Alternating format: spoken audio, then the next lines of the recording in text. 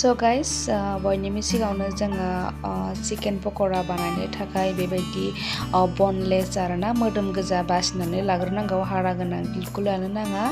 आं दा नैयावहा मोदोम गोजा दाउ बेदरखौ बासिनानै लाग्रोबाय।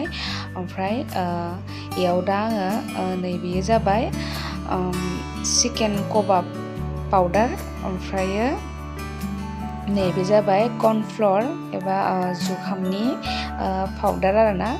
ओमफ्रायो नैबे जाबाय संख्रि एसे होदों आङो, संख्रिखौबो नांजासे मोजां होनांगौ। ओमफ्राय नैबे जाबाय चिल्ली पाउडार, नैबेखौनो खुरैयाव बरनानै होबाय आरो।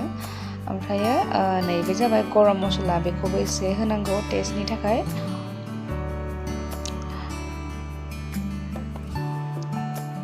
ओमफ्रायो मोजांनो माने बेखौ बेबायदि मिलायनानै लाग्रोनांगौ आरोना, मिक्स खालामनानै।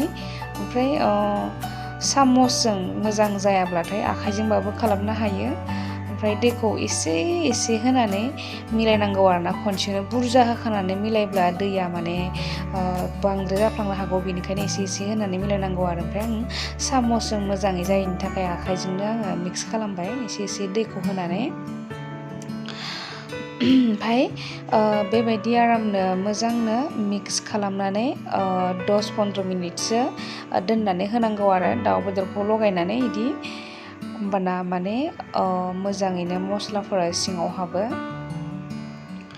10 मिनिट नै बेबायदि दा 10 मिनिट दोननानै बेबायदि जाबाय। ओमफ्रायो दा आङो साराय जानबाय। ओमफ्राय आङो चिकेन पक'रायावहाय इउस खालामो रिफाइन अइल, रिफाइन थावसो होयो आङो। ओमफ्राय नोंथांमोना भिडिअखौ नायलांबाय थाब्लानो जाबाय।